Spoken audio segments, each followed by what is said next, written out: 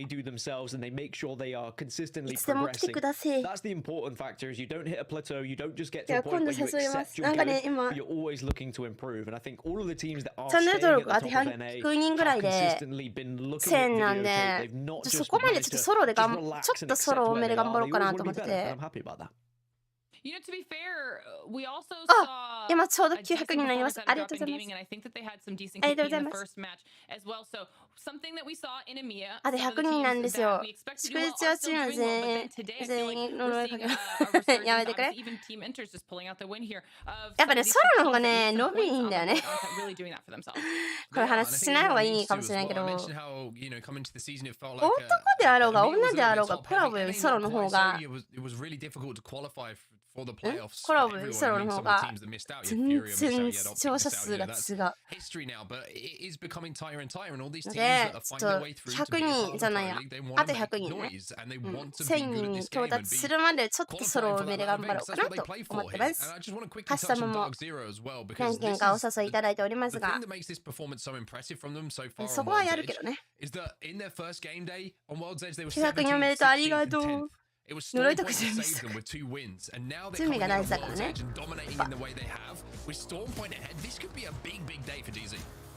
本当に。でもなんか誰だっけな、マッソンだっけな、なんかマッソンだっけ、誰だっけ、誰かになんか一回喋った時に、あ、ガールは全部配信上でやってるけど、まあ友達とか作るためにも、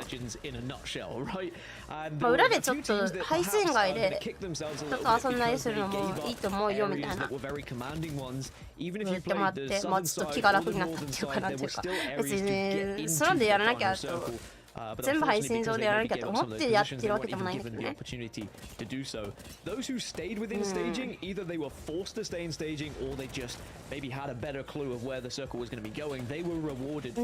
やって、ガールは裏で遊んだのマジでね、マジでいつだ。あ、パミちゃんとパミちゃん旦那さんと1回だけ配信外で遊んだのと、裏で1回クオン挟んで始めますの時にコーチング受けたのでしょ。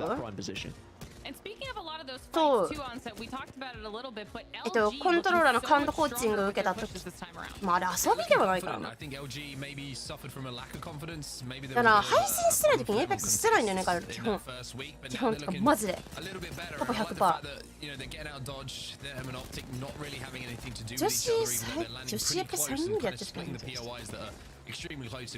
女子エペ誰女子エペ3人でやってるって彼らフルパで回したことないぞ、エイペックス配信外で友達にねもだって本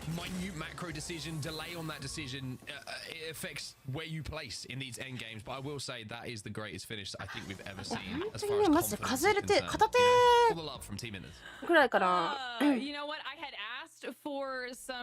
あれかな、選手やる時かな、タルちゃんとつくもちゃんとの時かな。あれは初めましてだから裏でやるべきかなと思ってやってたな。だから初めましてをいきなり配信上でやっていいものだろうかっていうのはあって、今日は女子3人で遊ばせてもらってますってツイートした。全然もうわかんねえ、本当に初めじゃない。Realistically, 6 kills are always like, oh, okay, 6 kills, but it's 2 team fights. It's very achievable if you pick your fights correctly and you can find those isolated fights. When you look at 12 kills, then you know something has gone awry. Like this is been a team who has very much looked for fights and actively found fights, but also put themselves in a position where they can clean things up. 3人じゃなくない？あ、初めましての一回彼女と遊んでみたいって連絡くれた人とはちょっとやったね。月のあのあちゃんって人と猫崎夜ちゃんとは1人ずつ、お互い1人ずつ、お互いそれぞれ1人ずつと遊んだと、あと同じ競技シーン好きだって言ってるきらめきしおさんって方とも1回遊んだの。本当にマジでそのぐらいだね。初めましてだけだね。夜ちゃんめっちゃいい人だった。てかみんないい人だったマジで。ガルルに声かけてくれて、一回ガルルちゃんと遊んでみたかったですって言ってみんないい人だった。ゆうちゃんはめちゃめちゃガルルの姿がめっちゃ可愛いってめっちゃ褒めてくれた。いやもう見た目もめっちゃ可愛いし、一人でエイペックス頑張ってるし、遊んでみたかったんだよねみたいな。へえ、年越す前と越してすぐフルパ女子で裏で遊んだ記憶が全然ないな。Yeah, I think that they've demonstrated now with the amount of points they've been able to pick up, the amount of kills, and also the positioning that they found themselves in. Like, those are all the little pieces you have to put together to be a good squad. And we've already mentioned that after 2 good game days, you could already be in a position to call yourselves within a shot of getting to playoffs. Like, that's how important it is that you start so well, because then you're going to have all that confidence in the world to move forward in a necessary way. There's going to be the circle, so this time we're going to be slightly different. It's not going to be heading as far southwest. Instead, this is going to be far more easy for those teams who are dropping a fragment, for example. They're not going to have to move as far. Yeah, one team already eliminated, as you see, I think they've gone out already. And I just want to kind of, while we see these teams loot and there's going to be no more contesting really going down, just focus on energy for a few seconds. Because we've actually been lucky enough, through fortune, whatever it might be, good luck, to kind of see these guys progressing through their competitive careers. When we first heard of 2 of these players, Reeds and Aiden Destroyer, they were called Arena Demons. They were classed in the Arenas tournament, where these guys were rank 1 in arenas. Then they decided, hey, we're going to give comp a try. They took their time to find their feet a little bit. Now they've got a new player in Vane who's kind of taken the reins, so to speak. He's leading in this really good positions. And the performance is fantastic. It shows that, you know, wherever you are in Apex Legends, you put the time in, you grind, you commit, you can find yourself in a really good spot. And I've just been really impressed with these players and what they've actually achieved so far. I'm going to be honest, GE, their aim, and well, certainly aim the Destroyer, when I first saw it, I was like, is this kid legit for real, or is he a robot? Because his aim and what he was doing in those arena tournaments was like nothing I've ever seen before. And really so impressive. And I'm sure that now that has naturally carried through with, of course, their learning of the battle royale and how important it is to maybe pick your fights correctly and those rotations as well. これみんなに見えてないんだけど、めちゃめちゃ手手使ってさ喋ってるのかね。バイバイとか手振ってるし、そういうの癖でね、ガル結構身振り手振りタイプだから。それがね、見えないのが悲しいよねって話したら、いや、そう、3D だったらそこ見えるからね、みたいな。って言われて、いや、3D いいな、みたいな。ちょっと、またもうちょっと活動して、お金余裕が出たりしたら、またちょっとお願いしてもいいですかって言ったら、いいよいいよ、みたいな。From the outside, with all these teams stacked up, we've seen if you're Dark Zero that you can take advantage of those teams having to exit some of those buildings and force themselves through those bottlenecks as everyone has to leave as the ring closes. So I kind of like the idea of leaving and working your way back in as everybody else has to real estate inside. I also wonder whether they just weren't comfortable with their loot and they wanted to be able to loot something else because they had a grey and a couple of blues. Like, it wasn't the best looting process for them. And they knew full well teams were joining them naturally. Goes on again. This time it's happening in a different area. It's happening at Lava City. やっぱ 3D だよなって思うよな。いて、トゲトゲ踏んじゃった。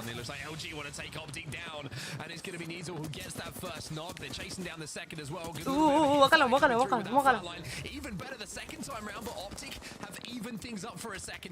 そうね、振ってる気分だからな、ライブ2でのあれは。別にあれはわざわざ追加しようと思わないんだよな、ライブ。And Luminosity maybe can take advantage of that as Optic Gaming do get eliminated. And it's a contest that we knew could have happened, but as you'd mentioned, they had been giving each other enough breathing room, but it seemed like neither were happy with the loot, or at least one team was not happy with the loot, and that's why we saw that engagement happen. But Optic Gaming, it is a sad end to their final game on World's Edge here, and they're going to have to look towards Stormpoint. Is the onset curse back? That's the real question. I don't think it ever left. Let's be honest. I think the onset curse has always been alive and well. Pick the winner of playoffs, but you know, won't talk about it too much. But anyway, let's focus our attention back on the map because everybody, like I mentioned, is stacking up. ちょっとエセルありがとう。ごめんよ、こんななんか体調もすぐ崩すし、マイペースすぎて本当に申し訳ないけど。でもそれが長続きのコツではあるかなとも思ったりもして、まあそのね、いいわけじゃないけどさ。やりたくなくなっちゃったらそれでおしまいだからな。ほらデザインフルやっぱいるよね。あ、めっちゃ唾飛んだかもしれない今。Yeah, I think that it's always a big indication of how teams who drop in the POI when the circle is coming their way, how they think it's going to play out. Like they weren't comfortable. That's why they've decided to take a different position, and I think it's right for them to do so. I think that they can now play this one away. The area where they are residing is going to be it's drug-free. You haven't had a good start today, but maybe looking to make up for things here. やっていきましょう。そう、のんびりやっていこう。見る側もね、そんな気負いすぎないでよ。コメントいっぱいしなきゃとか、全部見に行かなきゃとか。自分の悩みなんですけど、応援してとかよく言い過ぎて軽く聞こえる。いや、別にそれは大丈夫じゃない。応援してますは軽く聞こえることなくない？だって現に今、配信見に来てくれて、コメント残してくれてるわけだし。それがさ、配信でコメント全然残さずにさ、いつも応援してますとか、リプとか DM とか来たらちょっと、でもあなた一回見たことない。裏で見てんのかとはなるかもしれんけど、軽く聞こえることなんか多分ないよね。でも誰に言われても、誰に言われても、言い方悪かった。誰に言われても別に応援してますが軽く聞こえることはないから。そう、応援結構助かる。ゆきのさん、アーカイブとかにたまにコメントしてくるの、あれもめちゃめちゃ助かってる。絶対まあ告知系のリツイートとかああいうのもやっぱね、なんかおすすめに出てきたりするんだって、いっぱいいいねリツイートとかついてると。ま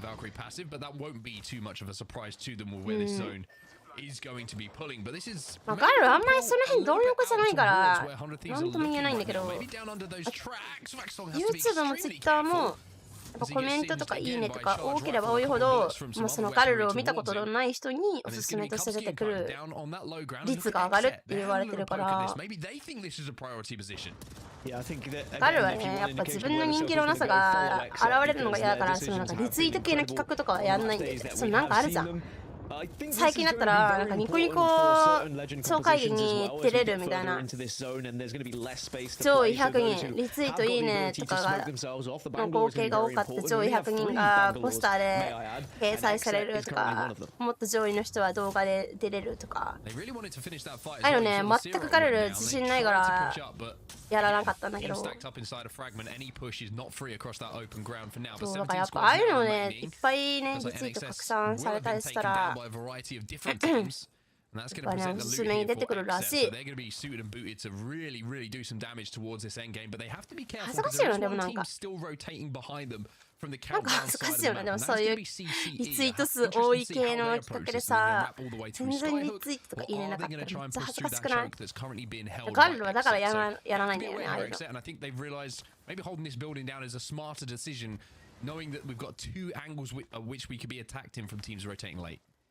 全員動力にやらせてもらいます。ああ、全然もう超助かっております。ありがとうございます、本当に。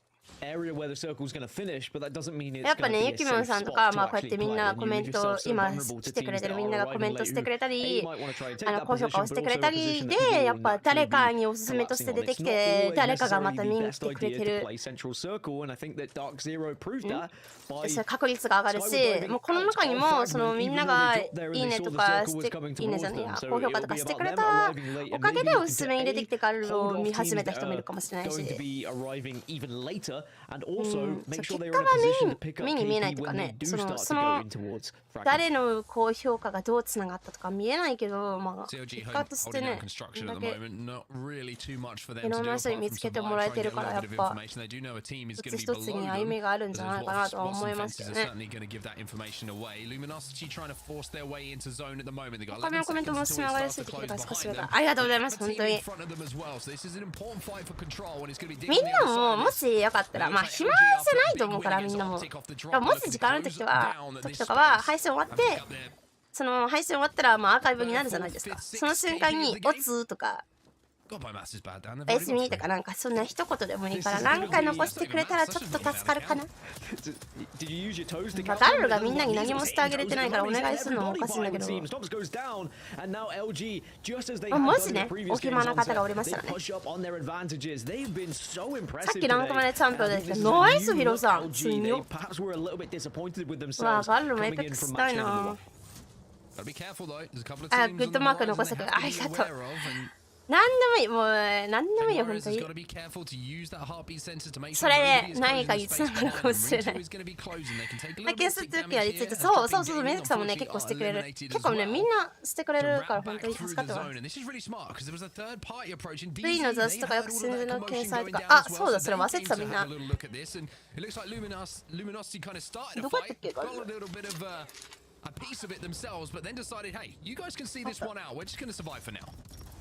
Survive is the aim of the game. 載ってるんですよね、ガルル。Vtuber スタイル3月号にもう売ってないか。やってるの多分。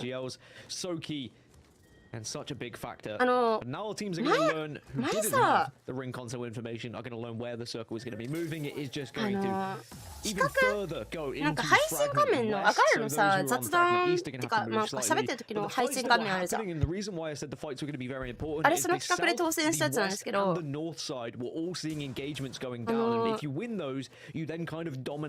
配信素材制作リレーっていうタグのやつにガルルお題を出させてもらって当選して。でそのお題出した人でその画面作った人その画面のモデルになってる人お題を出した人の3人が一組で載ってるみたいな。全部4ページその企画自体が全部で4ページで載っててちょっとちっちゃめではあるけどガルル載ってますね。出題者として載ってます。でまあガルルがその Vtuber スタイルっていうかスコラボさん一言のコラボだったらしくてそこの方からなんか紹介文簡単なのを送ってくださいって言われてほんとちっちゃい家四角の中にガルルの顔と、まあ、名前が書いてあって、ツイッターの ID が書いてあって、あと、ガルルが提出した紹介文がちょろっと載っております。ので、もしね、ほんとちっちゃいよ。ほんとちっちゃいけど、もし見たいなって方がいらっしゃいましたら、Vtuber スタイルの3月号を、買ってみちゃったりとかしてみちゃってください。まあこれね、Vtuber スタイルの後ろの方に自己 PR ってとこがあって、そこになんか、当選すればなのかななんか載せられるんだね。ガルルが最近つながらせてもらった人たちが何人か乗ってるわ。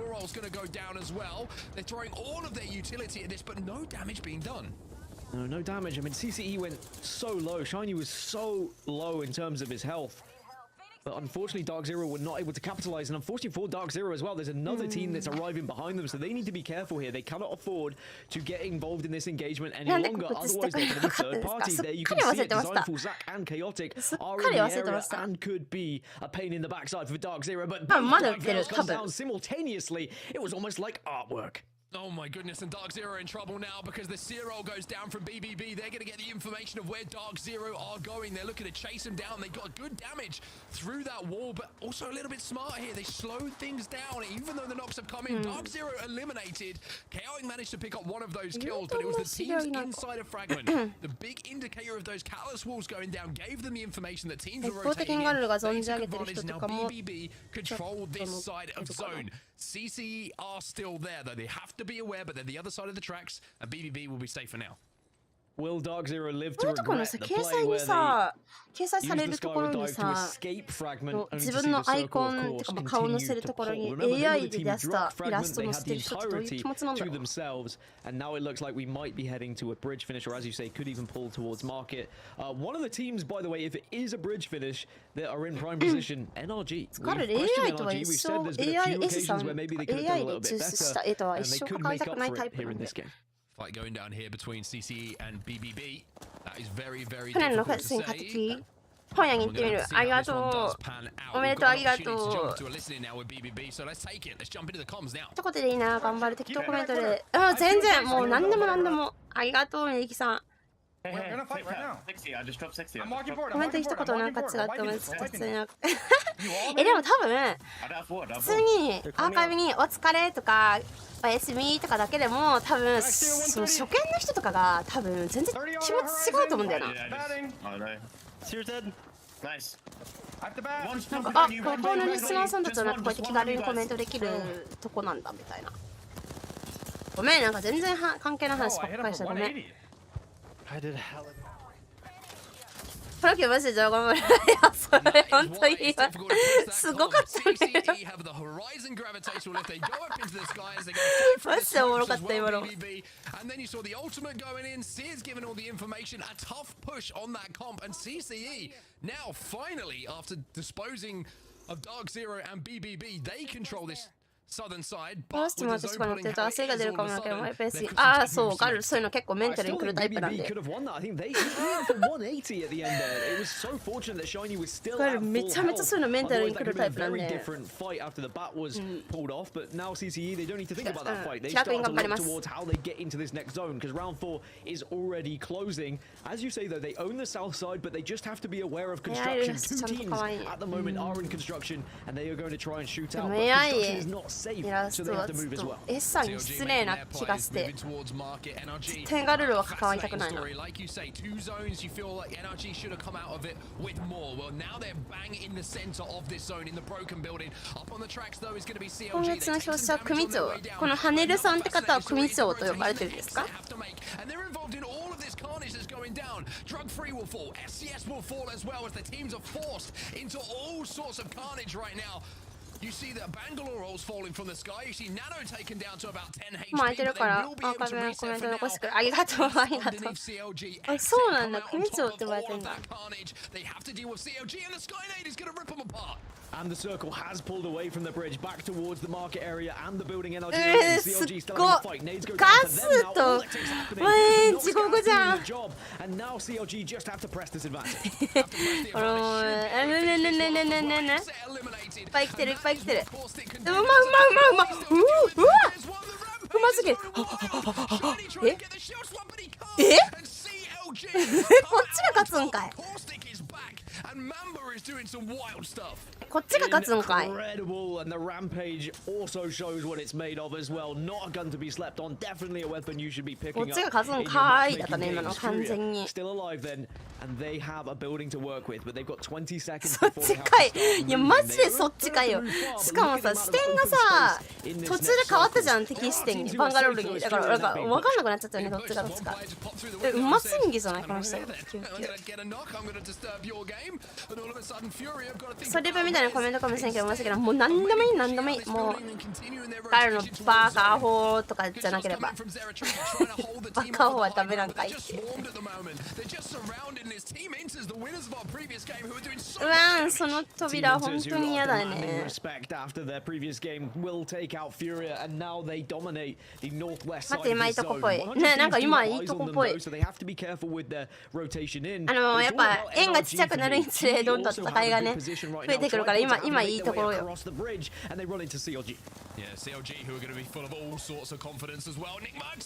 ごかったのさっきのガス落ちマンバみたいな人でしょ。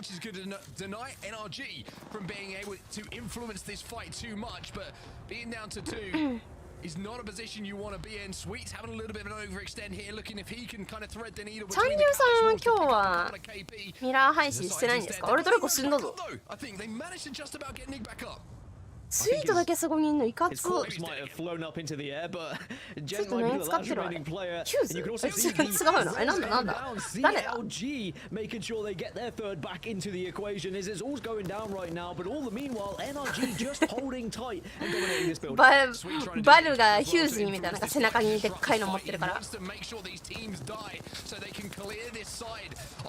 彼のバカ彼のバカアホはダメだよ。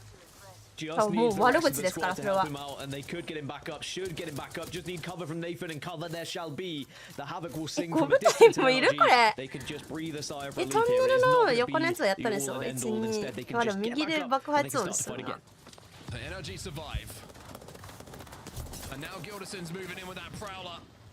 Doing a good amount of damage himself, trying to clear these teams off the respawn beason. Has to take a bit of a second to pop a Barry when he なん can. かスイートのこの女子フルパーがもう Teammates going in. Don't worry about the shields. Get the kills first. 定着っていうかなんかもう安心と信頼のみたいな。 But CLG are down to just one player. So 名誉なんかいろんな違う話しまくってた。ちゃんと真剣に見ます。いや真剣に見てたんだけどね。一応。さすがに送りません。バカアホ言われてもガルル多分そんなにね。知らない人に言われたらイラッとするかもしれんけど。上を取りました。取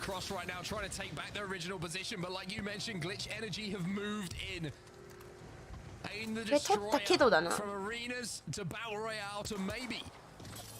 むずいな、そこからが。え？あ、死んだ？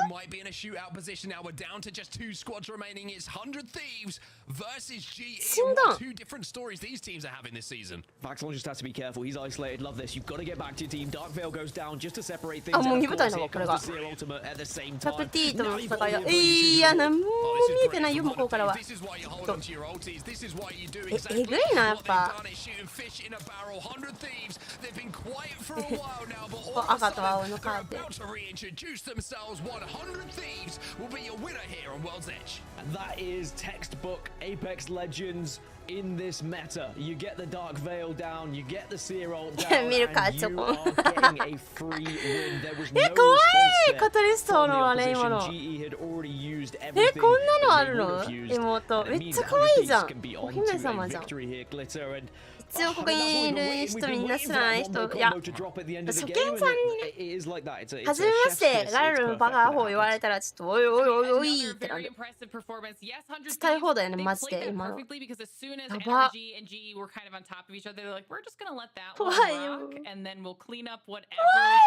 ティシアー。ランクでやられたら泣いちゃうガルル。普通に、はぁ、なんで見えてるんだよ。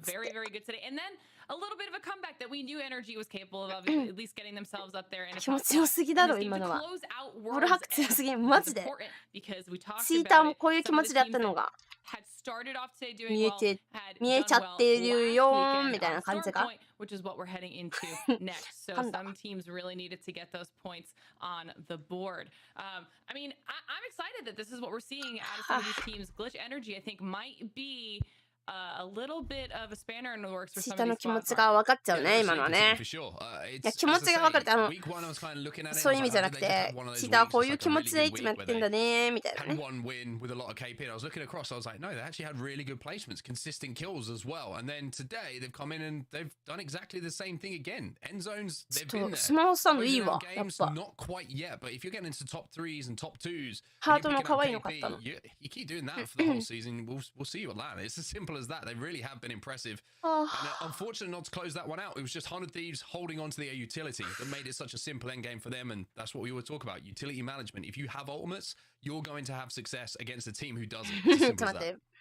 And that's probably something that I think 100 Thieves were looking for too, because they've come close quite a few times, not able to close it out, and now they get that. And that's going to be huge for them, at least mentally heading into Storm Point now, guys. Yeah, I think mentally going into Storm Point, there's a lot of teams who are probably going cross-eyed at the thought of it because it was from match day 1 where they really struggled. I spoke about the difference for Drug Free where they had 47 points on World's Edge and これを見た then 今のシーン見た it 日 has 本 been that 人 much of a contrast to some of these squads, and it's because the meta hasn't quite developed to it that people have locked it down yet. People are still trying things and that can throw a spanner in the works with the rotations when suddenly you run across 的に言ってたら。 something bit different, or maybe they're going a little bit wayward from where they did in scrims, because これにつ as い Onset's た alluded お to, 試し scrims do not tell us everything. People 実 do だ not ね play the same 本 in 当に scrims. People will change it when they're in the ダメだよ ALGS. みんな Scrims そ are れ for で practice. I don't know how many 気 times 持 I have ち to いいっつっ reiterate て that. Like, don't expect 手を scrims to 染めた play ら out exactly the same え as そう怖くない ALGS, 方 and だか don't ら get frustrated when they don't either. Just make sure こ you いつ come さ with バ the レ same kind of そう energy バ that you レる need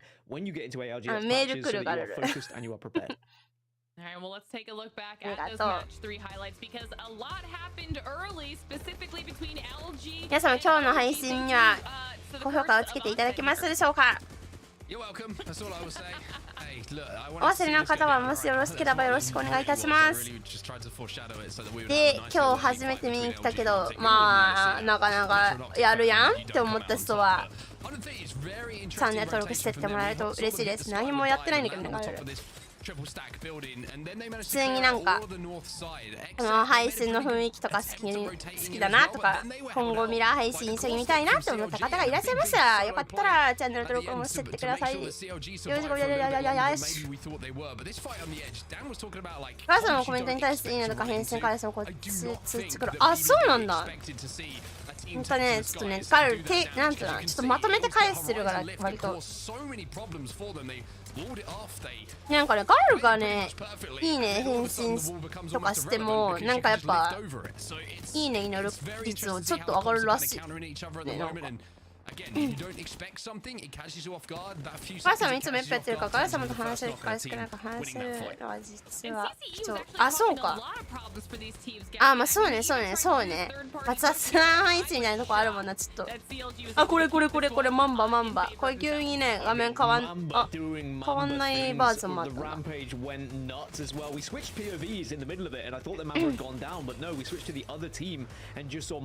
一回ごとにメール来るあでもねガル別にメールの通知取ってないから全然大丈夫ただメールのページをなんか定期的に見ちゃうタイプだから気づくだけであって別に全然何にも影響ないから大丈夫だよありがとう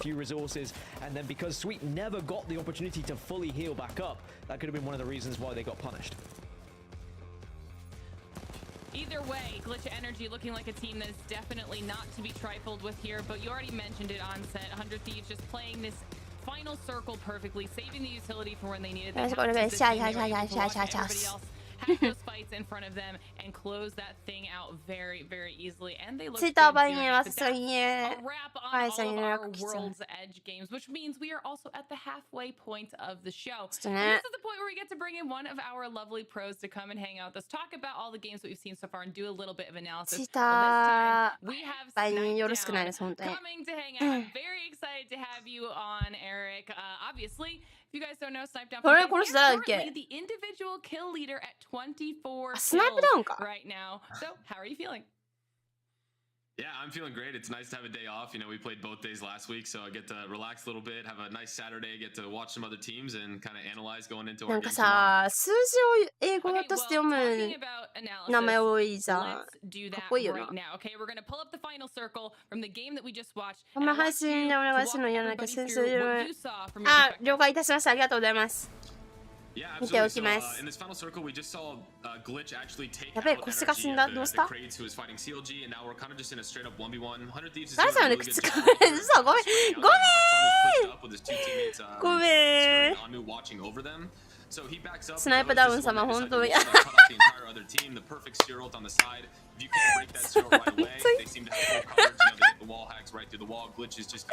いや、なんか今、後ろから風来るなと思ってたんだよね、やっぱ。気づいてましたか？気づいてなかった。DM ね、たまにね、つつこないときあるんだよな、ちょっと待って。来てるわ。うわ、なんかいっぱい DM 来てるわ、いろんな人から。やべえ。You're going to be telling us which teams you think are doing well and which teams you think could work to improve. And while we talk about that, めっちゃ来てるわ、ありがとう。エキムさんからも来てるし、ちょっと知り合いからとか知らない人からも来てるわ。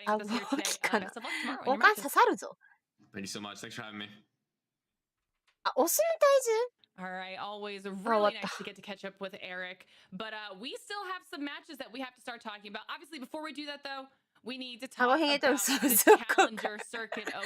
If you're 今の wondering 切り how 抜 you き could だな potentially be playing あ in 切 the り抜きさすがに ALGS, ダメか well, さ you すがに have こ to れは register for the challenger 危険4 circuit. 回 The 引っかかって思ったか registration ら will やめ end ろ on March 27th, so 持っ make て sure かな you're いで getting yourself signed up at ダメだよ battlefield.com/ALGS. ダメだよ Make sure you and your team are registered, and then potentially you could be playing your way into this very 学 exact 習数が今 tournament. 役 The に立つなん tournament て will 学 start 習 on 数 March す 25th. That's coming up right around the corner. Like we said 今 before, 学習させられてるとこ World's がある Edge is done. Now we're moving on to Storm Point, okay? So we're gonna obviously あ remind そうかメスか everybody お of い you can see all of the おいおい three おい winners ガール from を押したと World's 思っ Edge. てた Now の Storm かい Point's gonna be mixing things up here. It should be very interesting 多 to 分 see ね what you can do with this ガールさん new 押す map 説 and まあちょっと outside たま It is に time た for ま me to send it back on over to Ansa and Gaskin. にメスなのに王様なんですかっていうマジな土星論を言われることがありましてまあ女の子なんですけどまあ王様なんですよまあやっぱちょっとこだわりがやっぱ女王と王はやっぱ違いますからトッ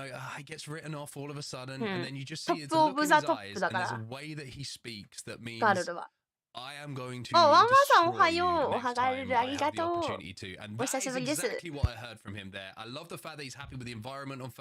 I love the fact that he's back doing what he does best, which is just 右の人さいつも思うのに若干ヒューズ感ない It's a man who knows what he wants. I mean, he could have very easily turned up to the London め Land, っ watched ちゃ目 it キラ and キラで可愛いん gone, だけど maybe I see a different career now. Maybe めっ this isn't ちゃ where I 目 want キ to ラ be. キラなん Maybe だ I けど want to be on the analyst desk, right? Because I do think め that っ he ちゃ would 目 be キラ a キラやん fantastic addition to any sort of talent show. And I 二 do 人とも think that he is a player that knows that he hasn't お lost カ it ラカラ yet, さんこん right? がる Like るヤッホー esports, お there's 久 a しぶり lot で of すあ talk りが about と players. う And when you get too old, do you still have it? え I メ think スだ that と Eric is a 400キロ fantastic demonstration that you can still have it no matter how many. He's still only 31. Dan, I still see him as the like え何メスの方が重たいの kid on a main stage. I would never see Eric outside of 今日は早 anything 起き but で that. す But sometimes で I きたよ remember お he's 久しぶ actually りヤッホーヤッホ a ー human now. 早起きはいい I こと don't で know. す It's a crazy thing. But FaZe ガルさんも obviously 一 doing 匹 amazing 狼の watching 感 on じするか today, Dan, but 男 now 前なと we こ have to ある change あ the る story. We have to あ change the 確かになんか script. 一匹 And we 狼 have の to とこあ change る the わ map. We're か heading る to Storm Point. Game number 4 is live. 基本 Again, though, could see some contests, and it could be LG involved in it. え Down そん towards な Mirage に and 400? Fish Farms, Rise are in 軽いね the area, but no, it looks like they're going to be okay. Rise are going to なんか instead 人間で換算したら take the 40 launch キロ pad, みた but いな take と a こ little bit of the わけが area わからん just north of Mirage and Twa. So that is good news for LG. They 自分で言って don't るわ have け to がわ take か a らんわ contest on both maps. Otherwise, it could have been 僕が very レスキュ detrimental ーした for と them. なんかちょっ We と heard what Snipedown was 雰囲気な saying. That そんな fight こ with とない Optic is never going to be a さあ fun マ one. ッチ Speaking of 4 が Optic, 始 they're ま gonna り be ますか going ね down to beast, so they 4、 also 5、 should have 6 a が more comfortable ストポだ game ね here, or set of games on さあ Storm ちょっと喋りすぎたので Zone for exit. It could be a しっかりこっ cascade. ち It も could 見 be てい just きましょ south う of checkpoint like we saw earlier in the Mia. We'll have to see when we get a little bit of あ beacon 正直ラン information ドマ where ー we ク are はまだ going 分 to か be ってなく going, て ladies ど and この gents. チ But ー for ムがど now, こど it's こ time か for us to see all of these teams just do a little bit of looting as we won't have any contesting and how they try and approach things. Look, I'm interested to see optics drop as well. さあ今 CLG っていう紫濃い紫のとこがいるとこってさ TSM も置いてなかったっけ However, you can see the down beast is now open. That's the former phase position they like to take in the last split. But for now, それ it looks チー like ム everyone is 一緒になっ comfortable て if ど I'm うするん not だろうね mistaken, Dan.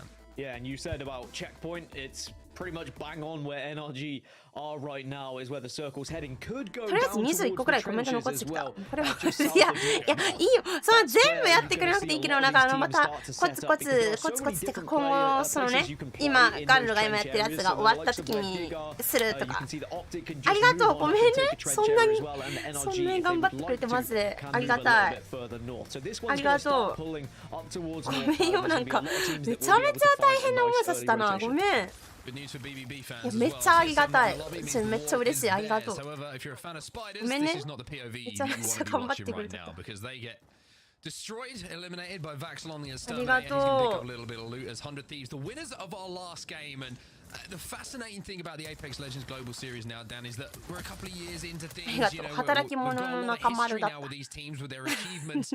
I mean, this was a team who came out of nowhere that ありがとう won the first championships before we during the pandemic, where they picked up a huge amount of money, a huge amount of prestige. It was a crazy match point finish, and from there signed for 100 Thieves. But it's been a little bit of a stagnate time, I would say, for them over the last season or so. They made LAN just about, but they didn't qualify for that finals lobby.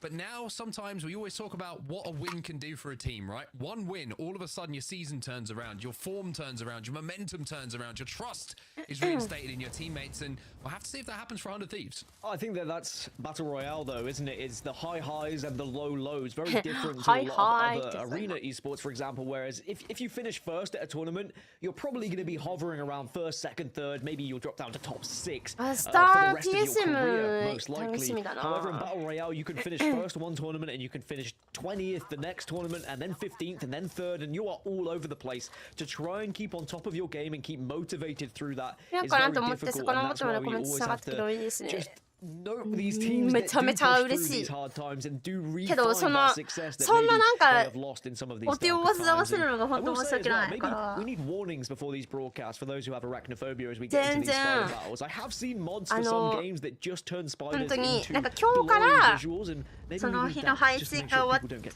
バイバイってスタートにオッズとかそんなんだけでもいいかなと思ってお願いしたごめんねそんなに頑張ってくれると思わなかったありがとういやめちゃめちゃ嬉しい正直ありがとうそう全部に頑張って全部にコメント返せんかもしれないけどちょっとできるだけいいねとかできる頑張るありがとうさあ今日からありがとうGoing from one of the highest points here on Storm Point to one of the lowest points down in the trenches. So Thieves, they're not necessarily down, they're trying to get spot to play early. However, they find a little bit of traffic and the trench isn't the best. マジで一言だけいい全然いい助かるありがとう finishes, by the way, with the trench finishes, because there's so many different narrow angles that you have to take, and you can actually have isolated fights in the end game just because you block out so much of the visuals from those teams who might be holding angles above you. And I love isolated fights. I think that's why Apex Legends is so good. These 3v3 engagements and the permutations that go around that. Like, are you going to be able to bait and switch? Are you going to be able to utilize those abilities or any grenades you may have to try and win those engagements as well? All of that can be taken away by a third party, but I like the trenches because you can 100 Thieves have got a place to call home for quite some time now. DZ, they're going to be just to their side as well, or above them, as you can see on the map at the moment, inside the donut building. It's officially the donut building, by the way. I won't hear it called anything else. Oxygen Esports, they're also holding down a little position in the trenches. They're going to be watching for rotates down from checkpoint as well with that zip line that's in front of them. 今さ、のど飴っていうか、留学生のど飴めちゃめちゃ中国人買い占められてるらしいね。どこ行ってもないんだよな、留学さん。ガルル持ってたやつ食べきっちゃってさ。すごい戦い。Where there's a lot of meaning behind the handshake, that's for sure. Well, speaking of breaking eye contact, BBB on one side, and they are very much going to be staring down the opposition. Zach Mazer and the rest really need to decide on how they want to push this one, and it does seem like the damage has been done, and it might be enough to send it on this team. 追いかけ回されるよ。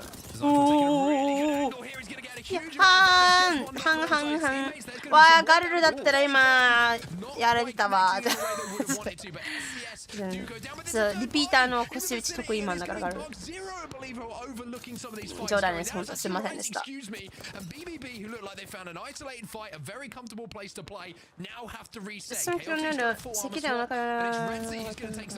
そこあるね。インフルなってから喉の調子ずっと悪くて。めっちゃくれたのに怖っ。インフ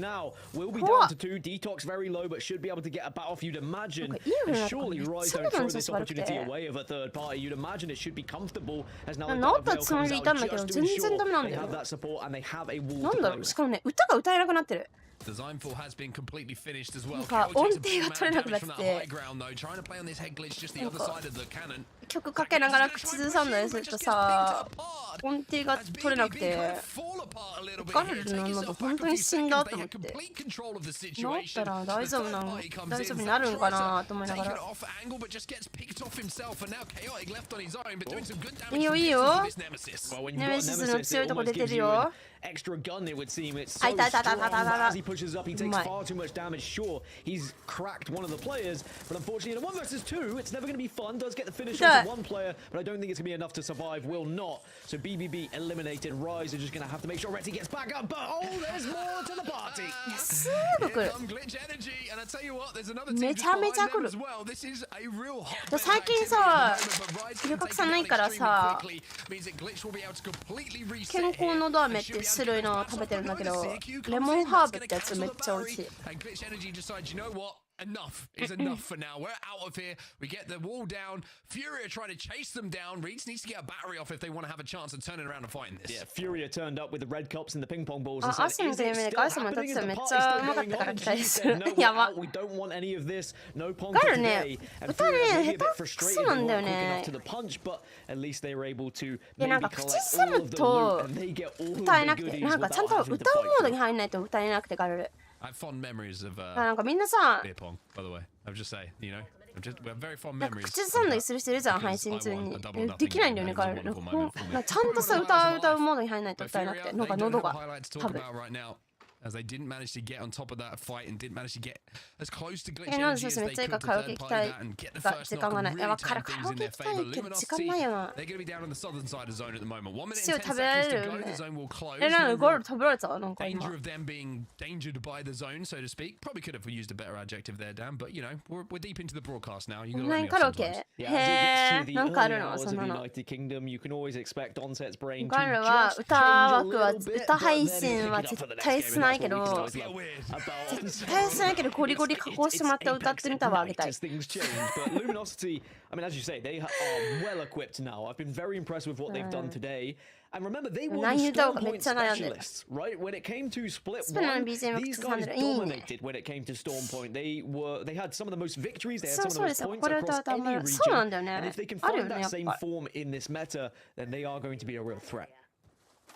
Glitch Energy, once again, they were the team that were being chased down. They managed to pick up the third party on BBB. They were being chased by Furia, but they've managed to completely reset now, and Furia are completely out of their 初めての歌ってみたはやっぱ思い入れのある曲とかを歌うべきじゃないってマッサンも言ってくれたんだけど、正直思い入れのある曲ってある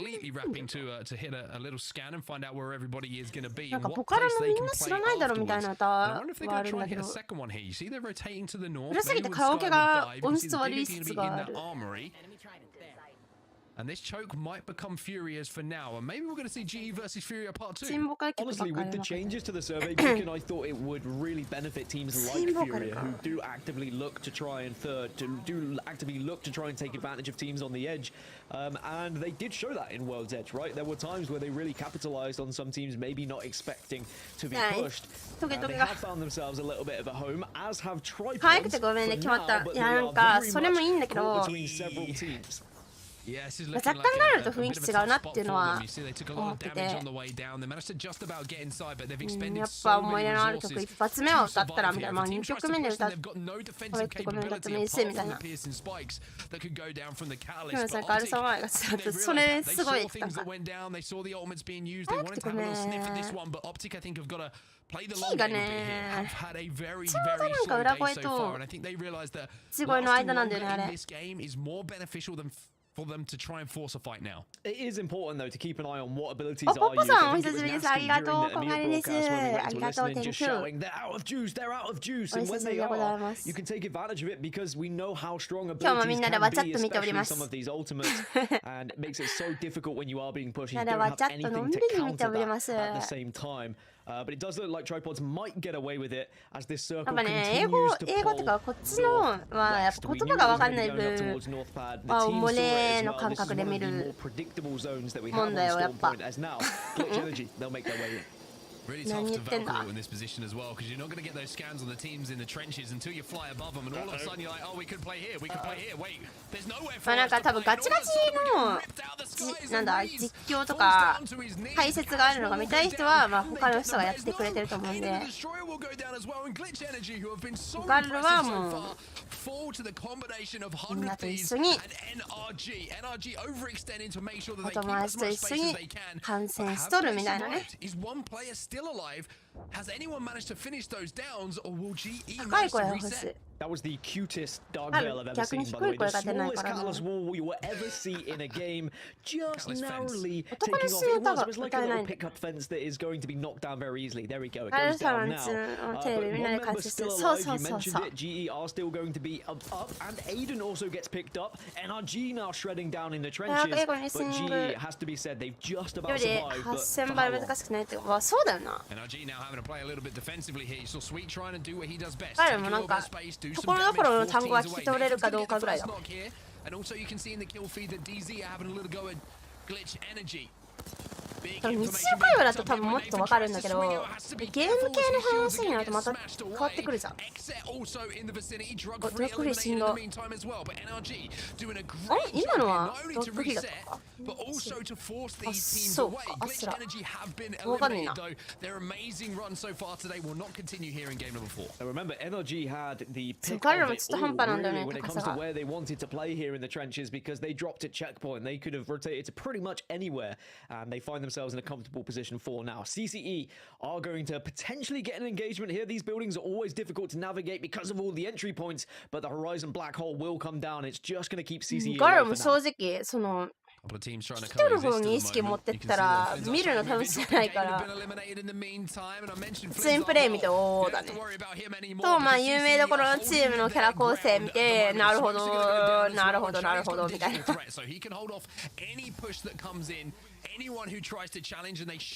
もねガルルその競技シーン好きって言ってるけどそんなね専門的なとこまで分かんないし普通にただもう一般人として観戦楽しんでるみたいなタイプの人だから。 Ultimate still available for Shiny as well. I think the exhibit may have been used by CCE, and that could prove to be an annoyance a little bit later, unless it was the enemy exhibit, which is entirely possible with the amount of seers that are in the lobby right now. But CCE looking to try and take advantage of the fight that's happening in the building opposite. One team does get wiped, and now CCE will push. Send it. They've got to send it. They try and death ball through this. 目標はもう緑リンゴのねはいはいはいミセスのね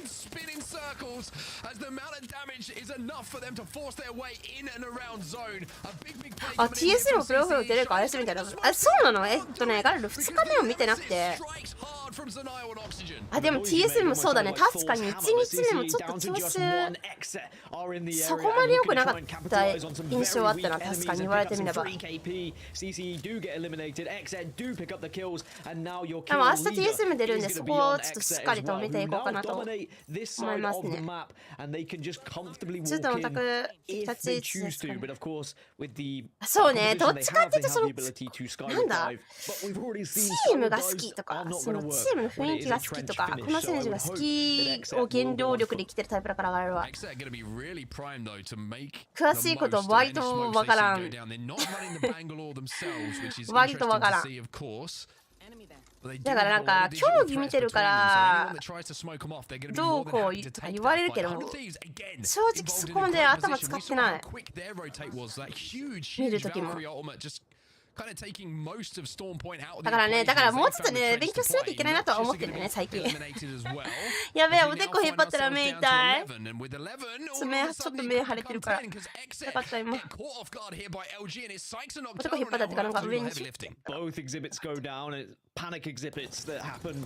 あるやっぱ栗原さんピナカさんを CS 時代にめちゃめちゃ好きだったところから始まってるからねあの二人とおデビルさんの3人がめちゃめちゃ好きってとこから始まってるから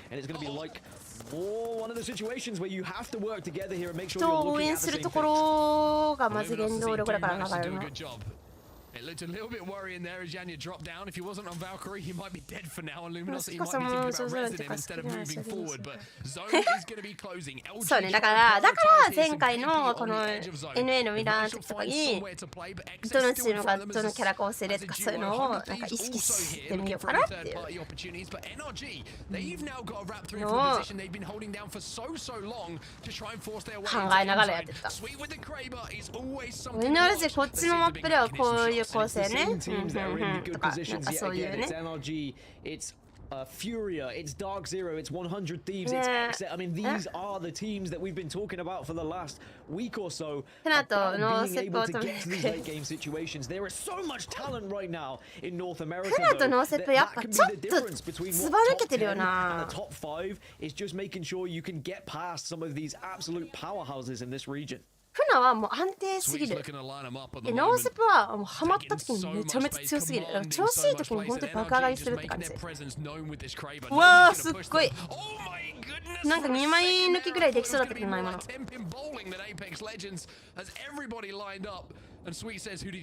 ちょっと頭使って生きていこうかな。ガル結構頭空っぽで生きてるタイプだから。A slither of a forehead. しっかり頭使っていかないと。Just slam home one of the Kraber bullets, but of course with the changes is not going to be a knock nowadays. これさ、似てる側からはさ、影が見えるからなんかおもろいよ。NRG though still have to think about where they're gonna go as 取れちゃうよ、そんなとこにいたら頭が。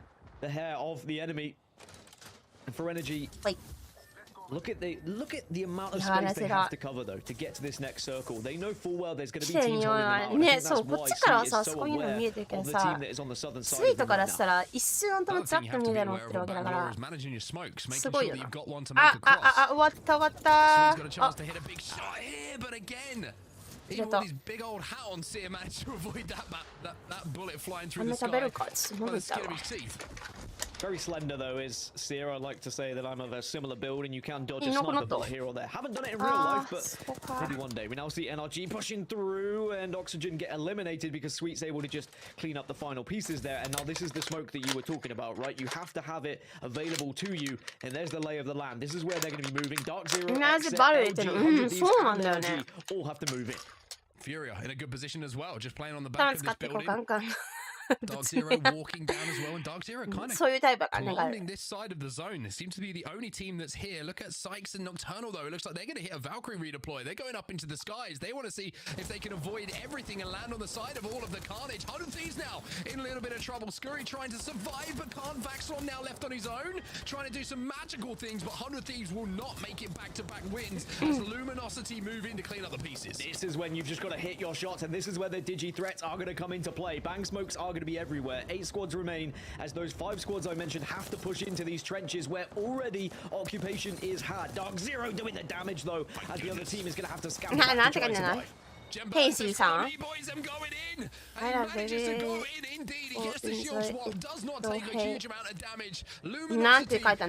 Hello. Hello, how are you? Wonderful play from him. Saw the damage, でもなんか頭使わずにわかるガルルもそういうタイプですよ。 This is where the teams are stacked up and NRG are playing on the outside right now. Furia know where they are. But has Sweet swapped out that Kraber? Does he still have it in his hands? And can he change the momentum of this game with one bullet? So the positions I want to focus on here, NRG are in a good enough spot, but probably get griefed by all these teams in the building. CLG, arguably in a very strong position in this mini circle as well, as long as they don't get too much grief from Dark Zero. Who are in one of the prime spots, but NRG not allowing Optic to escape easily and looking to try and take advantage of one of their spots right now. NRG just wrapping behind this team underneath all of the carnage. すごいなこれを gaming eliminated as well. NRG managing this end game so well, and the amount of KP they've picked up on their way to do so and get into this end game is commendable to say the least. They now have to make their next move. I think they've just been eliminated from the team up on the high ground as well. CLG, they're down in the trenches outside of this building, but Dark Zero, they're the team who are watching all of this craziness unfold in front of them. They're the ones who have the pick of the litter right now. Yeah, Dark Zero and CLG are my favorites to win this game at the moment. The rest of the teams are all going to be jumping off this building or around this building, should naturally fight each other. Dark Zero just have to be careful. Dark Zero going to grief CLG though. That's damage to CLG. Dark Zero cannot afford to lose a player though. They need to back off and make sure they're healthy, but they had shield swaps at the ready. I mean, Dark Zero, it was Zero himself who swung, and he was taken out at almost 0 HP. There was almost too many zeros for Zero to deal with in that situation. Dark Zero trying again just to harass this team, hoping that when the teams leave that building, they fall into a weak CLG and make their life so much easier by doing the work for them. But the question now is, can Dark Zero stay alive for long enough for the zone to start to have an effect? The question looks like it's about to be answered as AJC up on this Highlander causing some problems as NRG lose Gildersons. Never simple as well. well because of the dark veils going down, covering all of your visuals, making sure that you need to have someone who can at least give you a sight line or give you that exhibit to give you the heartbeats, to give you that information that goes through the walls. AJC down to just 2 though, Capra and Boat. Trying to do what they can as a duo in this endgame. They do have the hype, but at some point you gotta drop. CLG will be eliminated, but Dark Zero, now they're getting harassed. Now they're getting pestered by Furia. AJC with their move down from the high ground, they will be eliminated as well. As Furia now, what a game this could be for Furia. With 3 squads remaining, they come out on top of the building battle, and they have KP in front of them. 3位。あと1人どこだ？じゃあワンチーム。まだない。フュリアさっきもジャンプ取ったよな。彼は時々さみんな頭痛い。でもなんかあるよね、空耳。フュリア強いな。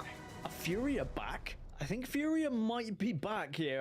A big question for me would be what Dark Zero did and how they went down. We jumped away from their POV just as the action unfolded. But, I mean, Glitter, as I've said before, the Trenches is one of my favorite final circles, and it did not disappoint. No, not at all. There was a point where I thought that AJC had held out just long enough on the roof that they were going to be able to be the ones that took that game home. But Furia, they just look a little bit too good right now. And they didn't drop all the way down, so that just slight advantage was what ended up having them bring home the win. But even so, I mean, we're seeing a comeback from Furia in general. And even with DZ going out early, even or early-ish. 皆様よければ高評価、チャンネル登録をよろしくお願いいたします。お評価忘れてましたって方がいらっしゃいましたらどうぞよろしくお願いいたします。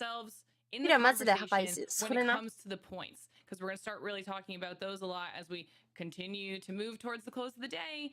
And right now, those teams are looking a little scary, Mark.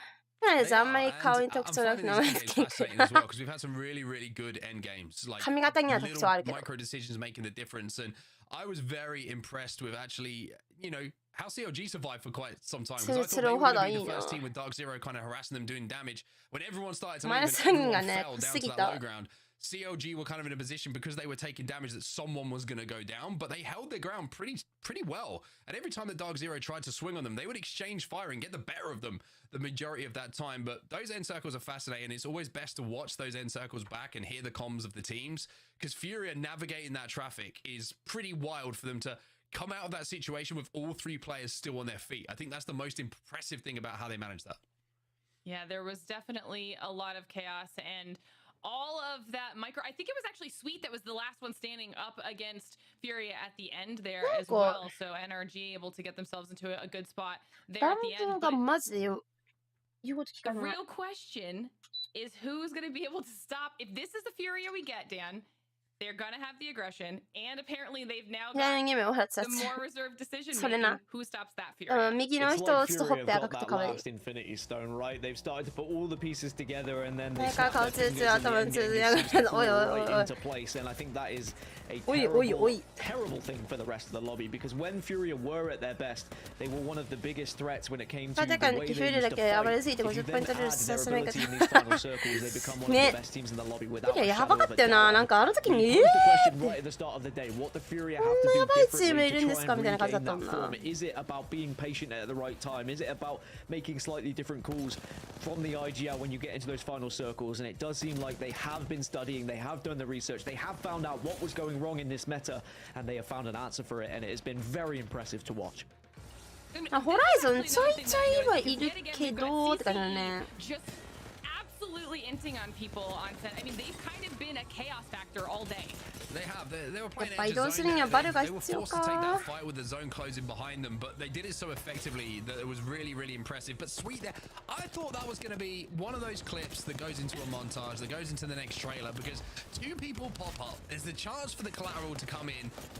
And Sweet, you let me down. I mean, I've got to be honest with you, you didn't do anything wrong, but you still let me down by somehow not making something happen. But it was a good game for LG. They've been involved in, I would say, every single end zone that we've had so far today, pretty much. Maybe apart from game 1 where they let themselves down a little bit, but apart from that, the way they've navigated towards these end games has been what you would expect from. そう、アンマスアップのなんかコメントがあったら、スワップしてアンマスアップされたの。あとはそう、最高です。取れないもんね。あれ拾えない、からなのか、このアーマーみたいな。わあ、こうやって耐えてたんだ。Right now, and we even heard when we do the interviews, we had the players talk about it right now in these 6-game series. The consistency is what matters. It's not necessarily about getting those wins, Gaff, and it's about constantly putting yourself in a spot to get the points. Yeah, wins aren't as important right now as you are building the points and you are 24 で getting 若 towards 白髪が playoffs. 増え But て as き we て、 know, こ once の you're at 頃 playoffs, 夜 when な you're 夜 at な。 champs, でも若 that 白 all 髪 comes って into さ、 effect. なん It's か always お good 金持 practice ちになれ to る have みたい those なこと言う victories わ。 under your belt. But the kills spread somewhat 悪取りやん evenly けど across ね。 the top teams. Everyone was being able to 取れない。 pick up kills. There was pandemonium in that final circle ポカー where everyone just got involved, and it was about hitting your shots in those moments. It's all well and good to trust your IGL to get you into the final circles, but that's when you need your best Sa players ating match, to step up, do the damage, and give yourself the best chance to win.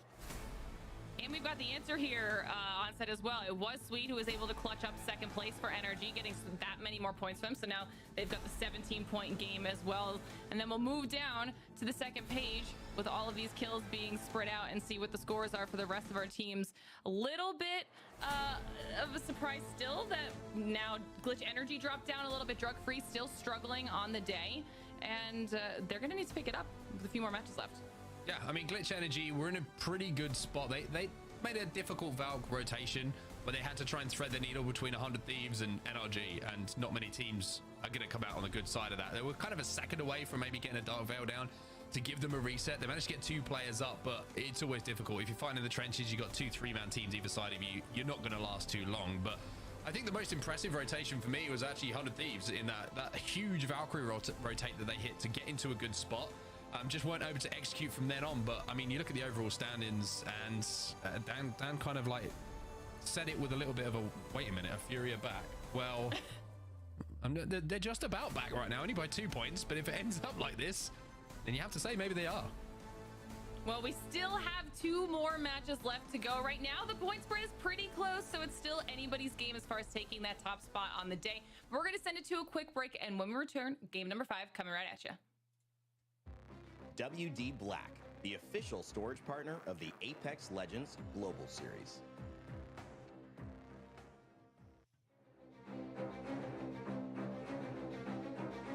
Do you want me to wait around for like...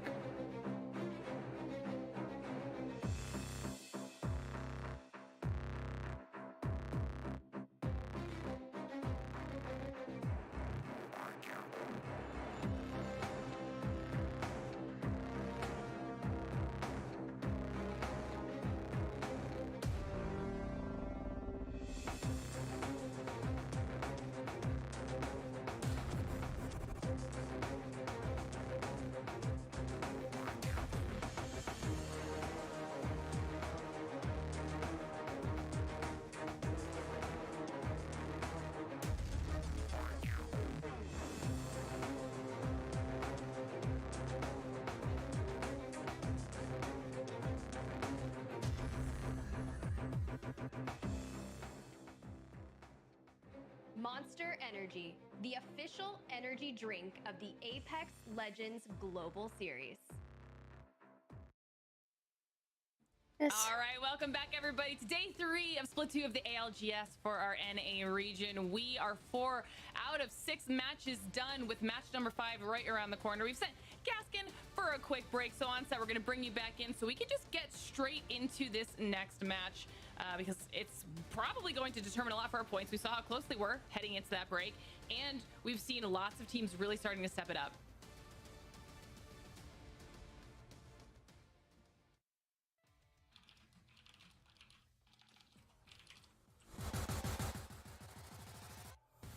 Mo始まっとる。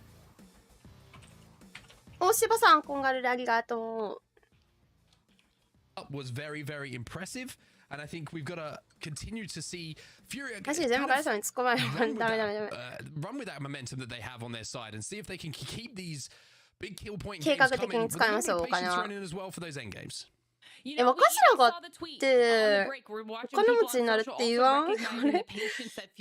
誰の国だっけ？髪の色変えてみたい。でも男の人正直黒髪やっぱいいよな。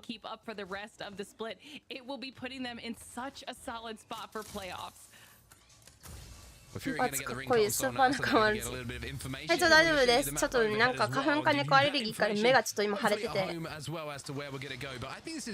苦労しておりますぐらい。I mean, I'm gonna say I've got a few wrong today, but luckily when I've been like calling them and live, it's been correct. So I'm quite happy. I think you've just wanted it to be a Gale Station ending anytime it's even remotely. It's a Gale Station ending here, Lauren. I assure you. Gale Station. ヒゲがすごくなった。すごい。アレグラ？アレグラ聞くの？あー、なんかわかる。花粉ね、秋なんだよな。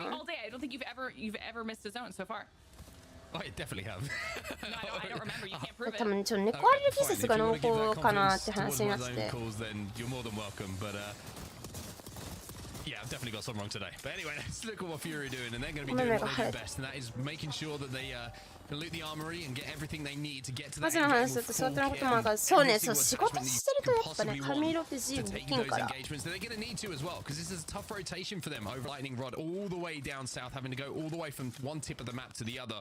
So Fury are going to have to be dangerous, looted, suited, and booted to make sure when they get in those fights, they're going to have all the advantage they can play with. いや、花粉今まで春もあったんよ。2年前か3年、2年前ぐらいかな、から急になくなって。Going to try to get down there as quickly as possible because everyone that already landed there is going to be setting up shop. Nice. ちっちゃい頃はもうめっちゃ鼻つびつび鼻炎、もうずっと鼻水出てる、鼻詰まってる。鼻詰まりなんてしない日なんてないみたいな感じだったんだけど。なくなったんだよね、春の花粉。秋になったんだよね、その代わり。I think Dark Zero in the その会社緑とかピンクとかすごい。set things up, but I think there might be a team who's pinching them as well, and also all of a sudden it looks like even with the characters down, this team wants Dark Zero dead. Dark Zero managed to reset for now. SCS up on that high ground did enough damage to scare them off and force that bang ult, meaning that that won't be available for Dark Zero to push from. 薬な健康だったからな今までほとんど飲んだこともなかったんだけど and see if they could maybe take out a massive heavy hitter in the lobby early. Not that they would know, but that would have been an insane thing to do if they were able to close that one out instead. Trying to play this a little bit more safe and get themselves a solid spot in this building over here. We can see those pings coming out, trying to decide where they want to be. Decide to bail a little bit. Now they're out in the open, and this is not good on set. I mean, nobody knew where they wanted to go. It was as simple as that. No one made the call, no one made the ping, everybody split up and they just got picked apart. It's as simple as that. And Dark Zero now having survived that initial push. All of a sudden, 5 tripods.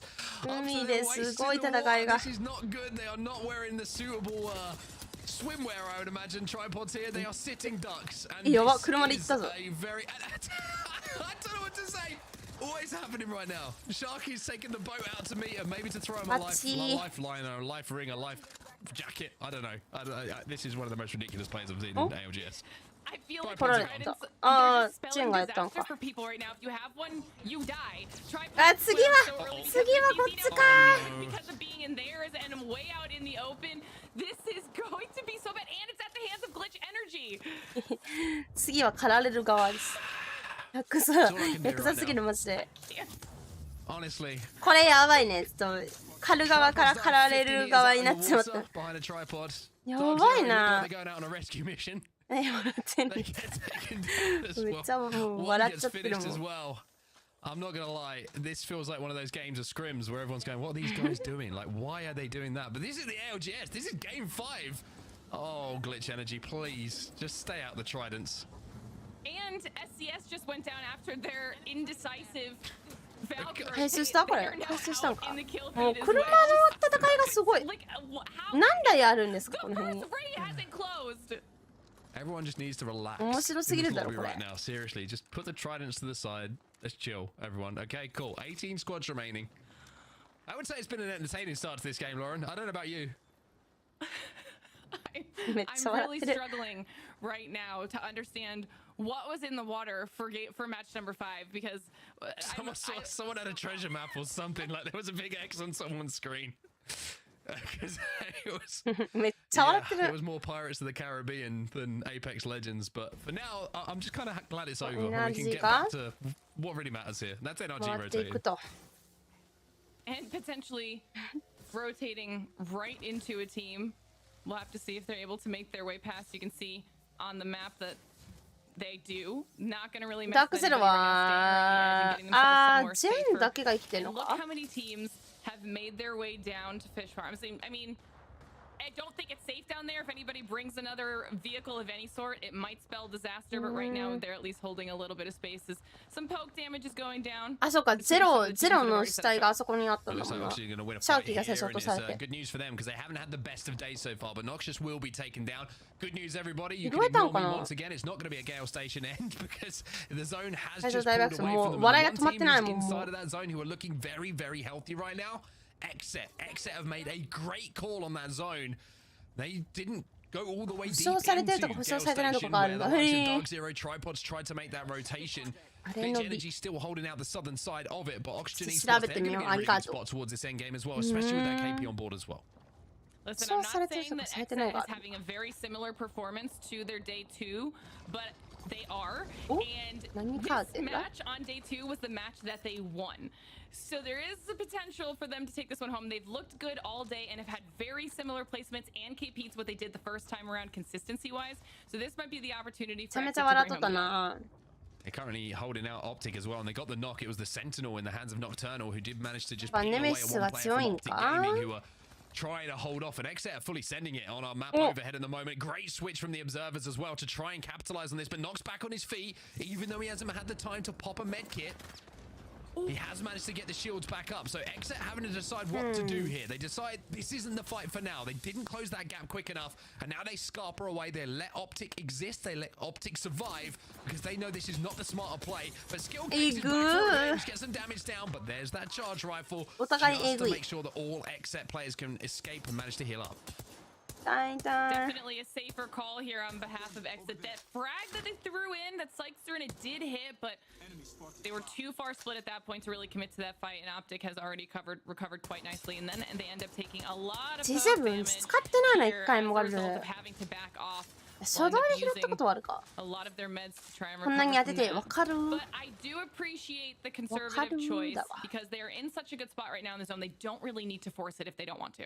Yeah, 17 squads remaining as well. The likelihood of that fight going down quickly after they saw that Optic got knocked back onto his feet was very low. You never know what teams are in the vicinity, how close they are, but CC, they're in a fight at the moment. Shiny's gonna go down. The EVA 8 doesn't hit quite as hard as he would want. Prophet has to take a second here to pop a Barry, but I'm gonna have to cancel that heal and use that car to do some damage himself. Shiny has been finished off as well, so he'll have to play the rest of this game as a death box unless they can get that banner back in and get him back. A little flank coming in here from Prophet. It's now a 1v1. CCE versus Dig, and there's a Horizon Q to get up above. And maybe he has one in front of him, and oh no, CCE go down as Luminosity move in for the third party to pick up the pieces. The chaos factor that is CCE today is just completely unmatched. Luminosity. あ、ゼネリックとか、あ、なるほどね、ゼネリックってなんか聞くな。あ、保証されてるかされてないかとかそういうあれなんだ。Clean up there from Jaguares onto the ずっと笑っとるって final 本当 player に。 for drop-in gaming, and just more KP on the board for Luminosity. Dark Zero back, by the way. Dark Zero, Jen Burton got away with the banners. Managed to get the res all the way over at Shipfall, I think it was, and now they're on the back of Luminosity. And if Luminosity aren't careful here and they take too much damage, they have no idea that Dark Zero are behind them. So they have to be so aware, and they're going to hit that cannon. They're going to try and overtake them. Dark Zero needs to get the zone. They don't have anything to play with. They got 2 paper towels on Zero and Sharky, which might be suitable for heading into the water, and they're going to have to head into the water. That was a scary choice to have to make. They just barely make it out by the skin of their teeth. Heals being dropped to see if they can potentially continue on this very dangerous rotation into somewhere safe. They don't know if there's people in the building. 朝早いしね。あ、リンゴさんおはよう。They can even get somewhere. 見てないんですか今回。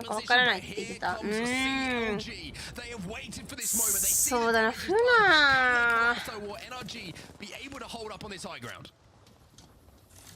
は。You know, I feel like それは2はいらないんだろうな。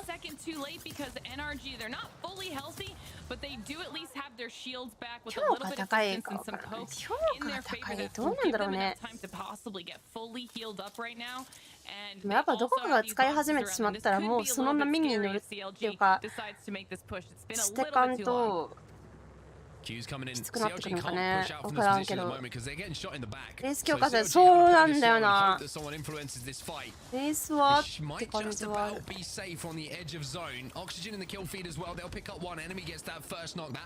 や、彼のも正直分かってないで。ただみんなが使ってるし、一回ちょっと練習してみるかぐらい。まあなんかどのキャラもやっぱ練習しないとうまくならんから、まあ、今までこのキャラ頑張ろうってやったことがなかったから、一回ちょっとなんか練習してみてもいいかなって気持ちで、まあほぼ遊び感覚でやってただけなんだけど、なんで今なのかがよくわからない。まあ確かにそうだよな。いち早く取り入れてたもんね、あのデトネーションは。どういう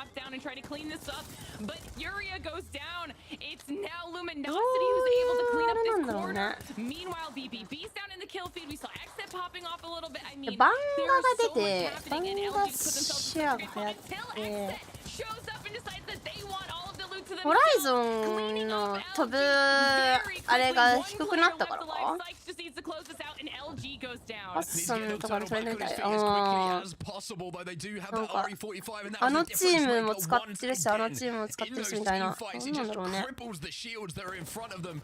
カタリストとスタブラと能力、そうね、カタリストはそれは本当にそう思う。い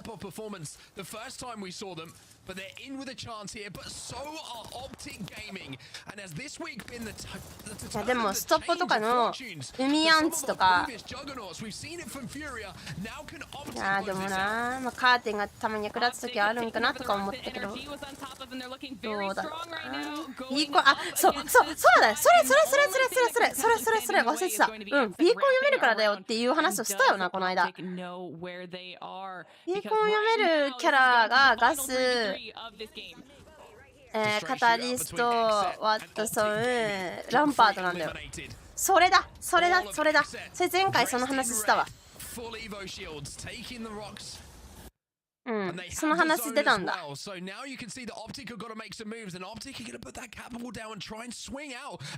で、サメトスラのピックウェスで出る。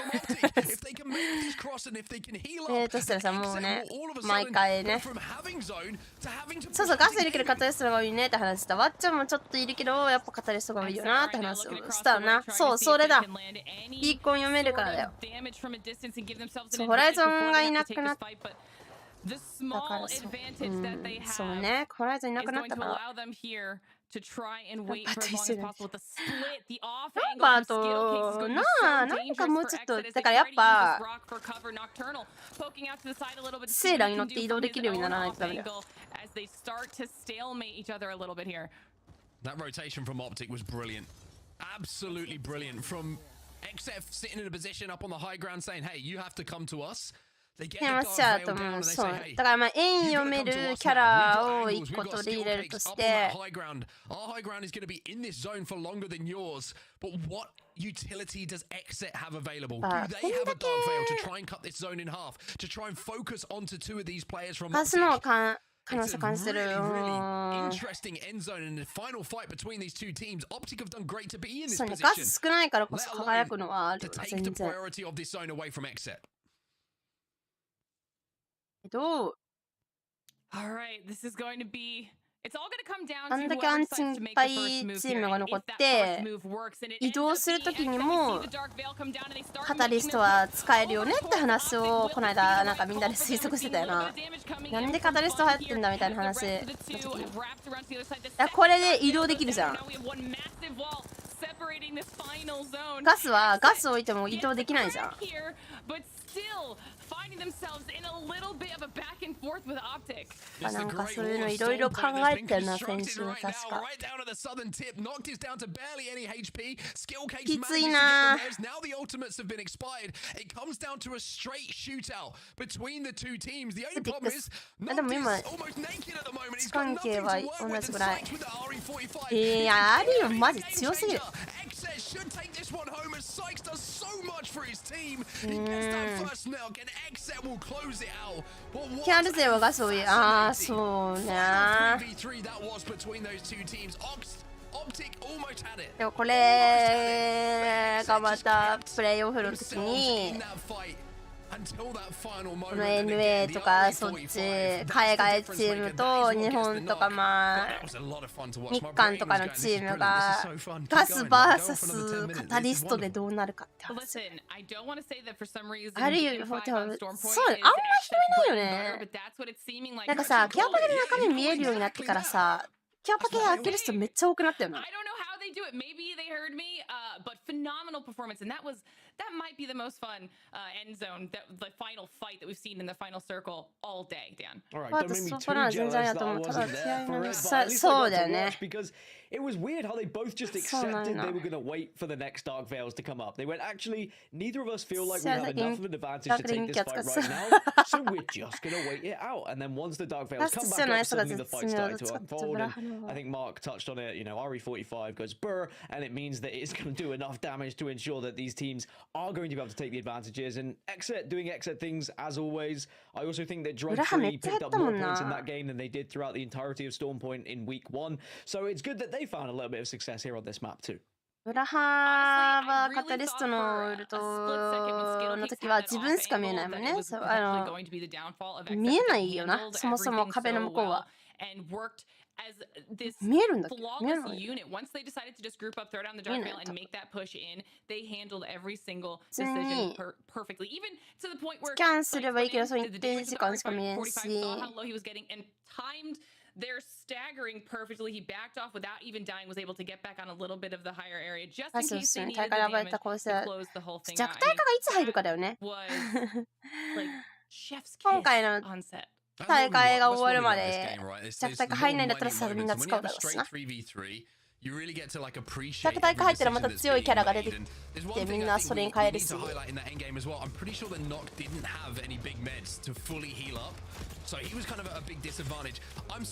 だってガスだってみんな使ってさ強くなったら弱体化するでしょどうせ。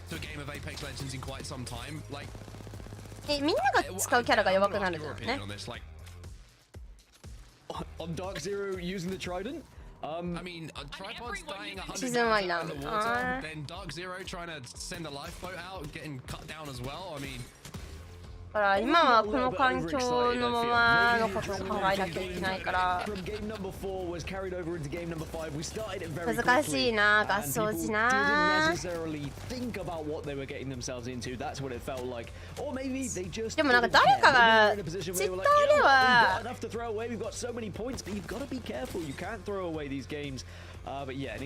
視野じゃなくて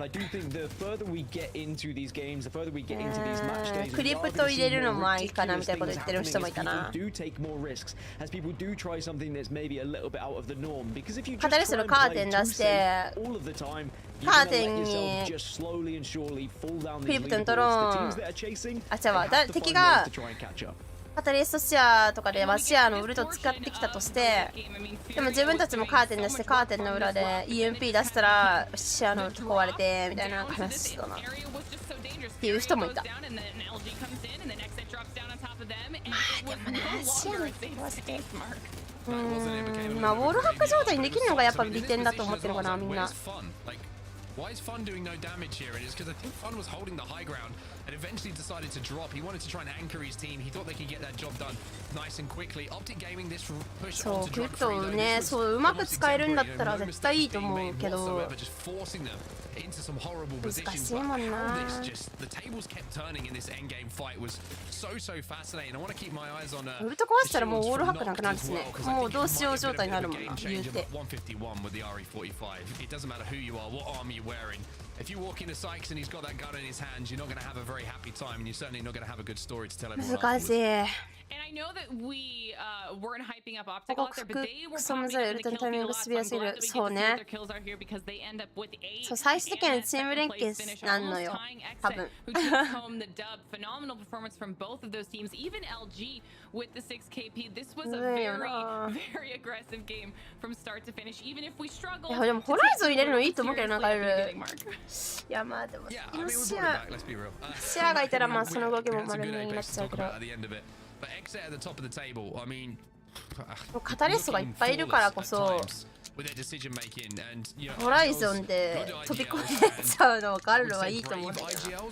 Being rewarded in this meta at the moment, navigating through to end zones, making good decisions when you feel like you're under pressure. Some teams and some IGLs might have wilted in that end game when Optic made that rotation to take zone back off of Exet.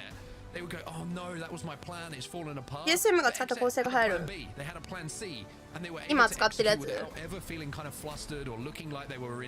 ホライゾン版がなんだシアか。ね、でもパットンチーム、いやそうなんだ、パットンチームは正直わかんねえね、なんかあるの。ライゾンも全然ある。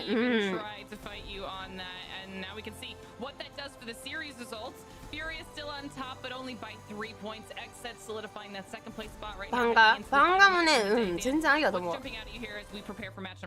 mean, earlier in EMEA it was a bit of a two-horse race, but this is still wide open for what, 5 teams? I mean, potentially even 6. There is still a shout that Glitch could make a late run to try and take first place here. Maybe unlikely, but there are a lot of opportunities here for people to take all of the bread when it comes to the points for today's action. I mean, Furia might be on top right now, but they need to be taking a close look over their shoulder because there are plenty of teams, and after that fiery game 5, I'm sure Exet are going to feel like they can have another incredible week here.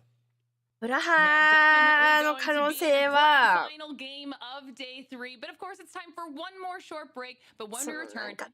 方と敵の位置を共有しにくいよね。マギー楽しいよ。いやわかりますよ。彼らもマギー大好きで使ってたんですけど、味方にウートが当たりまくって怒られました。おっしゃ行くぞって彼らがウルト投げたらちょうど前走り出す味方がいてさ、毎回で味方にバーンって俺を殺そうと思ってるのかって言われて。ブラハは自分で前に出てキルを取るスタイルの人は今回弱体化はそうね、そうけど今の視野の代わりにはなれんくない？今の状況でシェアの代わりにはなれんよな。このカタリストバンカ環境でカタリストとバンカで視界を遮られる環境ではしんどくない？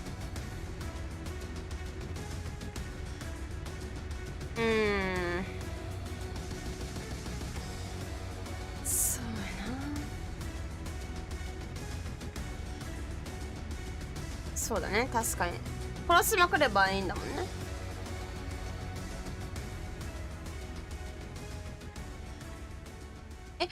ブラハのさ、キルしたらウルト伸びるのってまだあるよね。The official storage partner of the APEX Legends Global Series. 圧力だ。そうそう、シアとは一緒には一緒の立ち位置なのよね。あるよね、あるよね。あれさ、キル取ったら伸びるけど、キル取ってない状況でウルト切れるの早くなったよね、お前。違う？ガルパッチノート一切読まんからさ、いつも使ってあれってなるんだけど、こっちがかけまくってる間に仲間してる。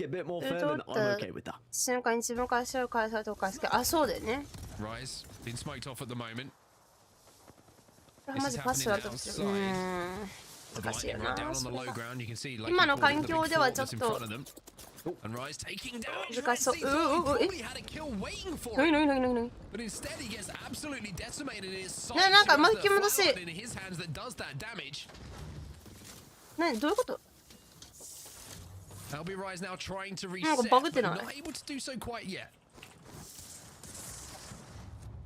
NRG just making sure they back off and they will マッチ5気づかないうちに飛んでました。わかる。 use any cover that they have. They didn't want to overextend here. Again, you have to be careful. 20 squads still on the map, remember. There are going to be a lot of eyes, a lot of weapons, a lot of potential charge rifles to ruin your day.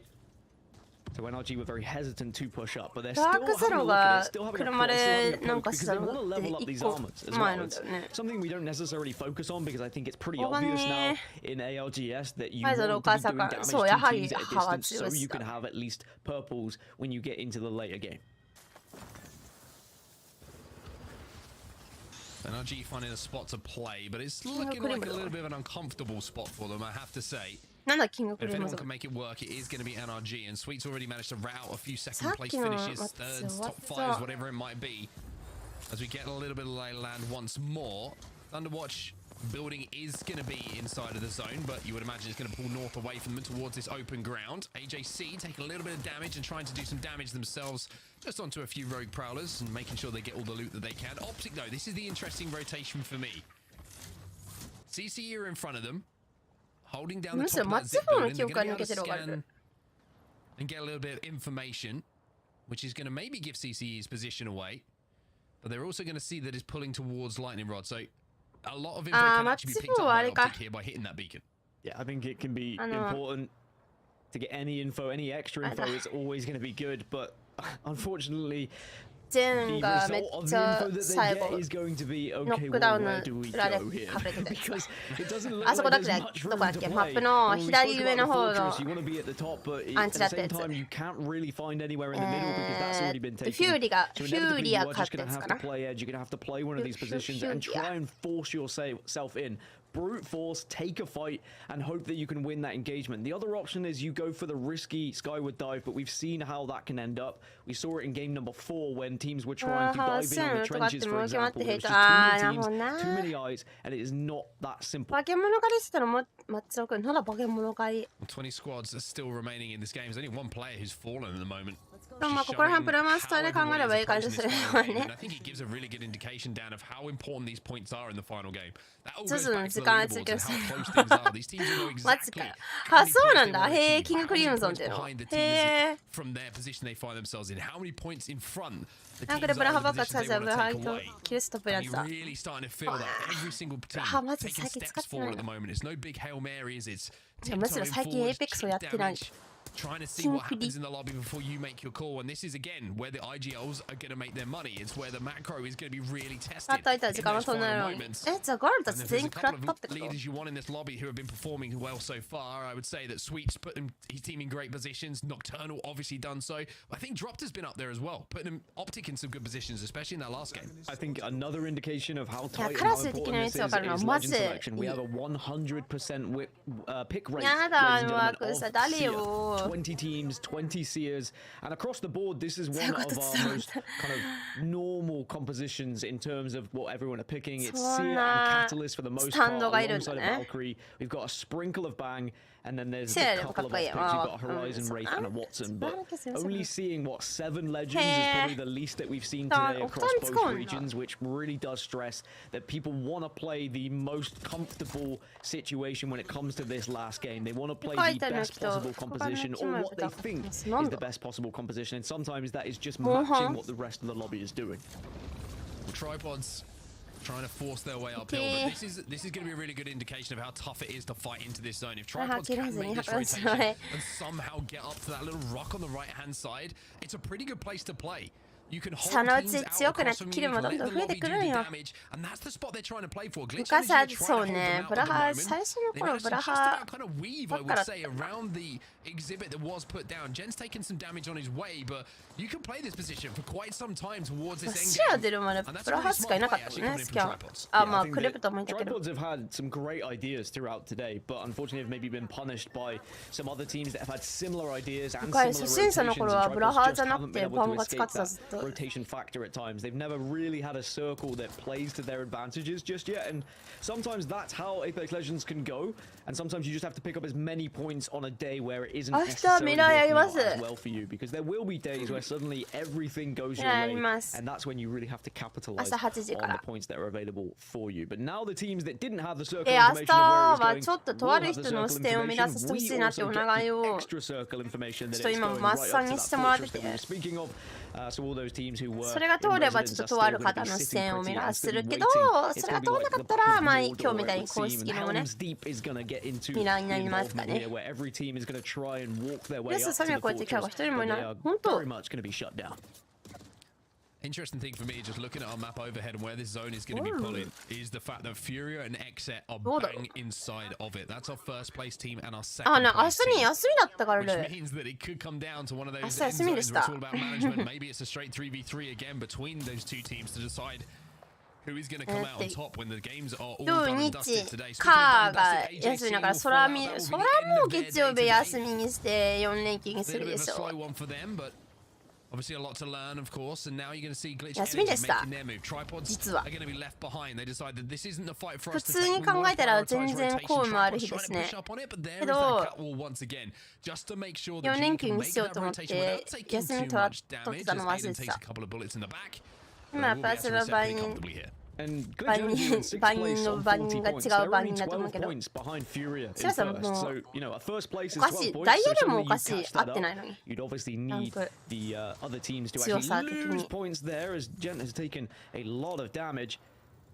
It looks like tripods should be okay. I think that when you look at how close it is between this top 6 and the circle that we've got here, we couldn't have asked for a better circle, because it is going to come down to a lot of micro decisions and a lot of fighting ability when we get to that final circle. Who is hitting those shots? Who is using their characters correctly? Who's making those mistakes in those final moments? バンガライフラー。They're trying to make their way in, but they've got a couple of teams. うわ、なんか飛んでたチームかられた。Trouble on their way in. Tripod's still trying to force their way in. 100 Thieves are kind of holding them out from inside of that building they were having a little look at. But look at Xset's position. That's an amazing building to be holding down. Sometimes you see that end zone end right outside those doors. BBB, they've made their way up to the high ground, I believe, and I don't think Fury are too happy about it. Excuse me, BBB were down on that low ground. The damage that's coming in, the ARC Stars, the frag grenades are going to force that team off high, and that's what you need to do here. You need to command the height. You can't let someone just walk up on you. Fury are the kings and queens of the castle at the moment. They will not let anyone get on top of their throne, and that's what's important. It's about having presence. And look how they're clearing everything as well. They are making sure there's no one up here with them. They can't even allow a speck of this area to be taken up by another team.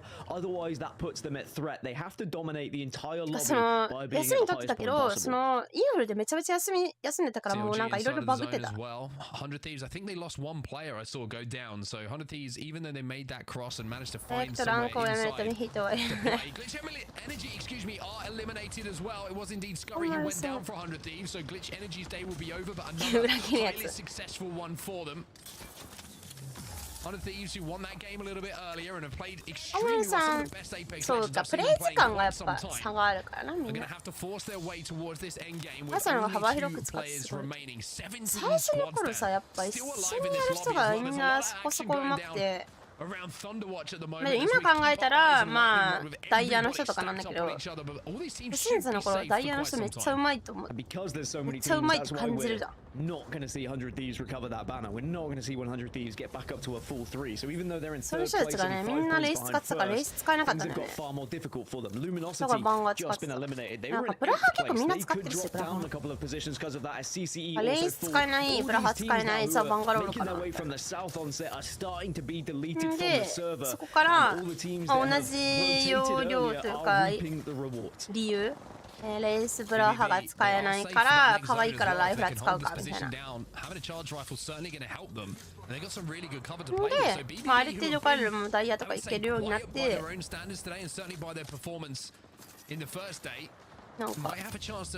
ースを使えるタイミングが増えたからレース使ってビヨーン何ビヨーン。the trident once again, trying to escape and manage to get out there for now. I've never seen a trident move so fast, and Burton will take one down, but Dark Zero now aware there are other teams. Dark Zero in third place, but they have to move into the circle. They're not sitting pretty like the likes of Furia, like the likes of Exet. They have to make sure that they try and make their way in. And there are plenty of teams that are going to potentially ruin their day. I mean, Dig are on the other side of things. There is going to be a Dark Veil to at least give Dark Zero cover for now. Oxygen also could threaten them, but here is where that circle is going. Notice the circle is going to move after the next one, and that is important for the likes of teams that are already in Lightning Rod, because you see where Furia are. They're going to have to move ever so slightly west, which could prove to be a little bit difficult. Dark Zero making their move. This is a late assault for them. BBB have gone down, so they weren't able to hold down that position we were talking about. That's going to be taken away from them by Dig. So Dark Zero just trying to find any cover they can to just approach this fight, approach this end game, and should be able to just about thread the looks of things. But Oxygen Oxygen are doing damage, but then where do they go? They've now given up their position. Dark Veil will give them the cover, and they've decided they're going to have to use this to push left side and maybe even push this engagement. But Dark Zero are down, they are out. They go down in 12th position as Exet now will clean up all the pieces. さあ残り9部隊わちゃわちゃしとんな。これご飯来るから来たら打ちますよ。はい。As Exet once again just command all of this space. They've cleared out the southern side. Now they just have to watch their sides. If there's anything trying to creep up on them, and they have to plan their next move as well, Dan, because they have to move out into the open. You can see the points now. Exet have taken first position off of Furia, but I feel like this is going to come down to placement rather so than the KP that's being picked up at the moment. Extra KP is not going to be a bad thing. As NRG looking over towards Rise, thinking about maybe making a push. And it's really for NRG a do or die situation here. They can't afford to fault, otherwise they will probably lose a player. And I imagine people who are watching on from the fortress we were speaking of over towards Lightning Rod are really going to take advantage of any weak players that are running up on them, and they don't have much time. This is the thing, the circles start to close very quickly as we get to the latter stages. It's a really tough rotate here. Riser in front of them. 彼のむしろ最初はなんか強い人と一緒にやってたから自分に見合ってないランク帯でやらされてた感じあるからそれはちょっと過去に戻れるなら適正ランクでコツコツ頑張りたいなと思うけどね。And sometimes it can just be the big gun that can change the game. キルボもらったりとかキャリーっぽいことはしてもらってないけど、やっぱ前張ってくれる人とかでやってたから。Themselves back up to a full 3. They have to move down off of the top of the mountain just to get into this. わかんないしね、最初の頃はこの人はそんなに強い人だとか。何も分からずに言われるがままやってたからな。やばいやべえ、起こせねえ。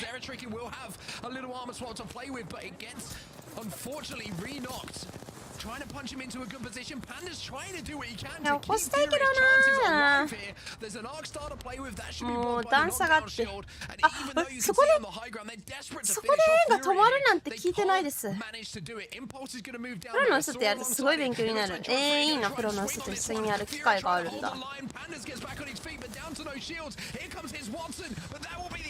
彼もそろそろ師匠がなんちゃらって言ってたな。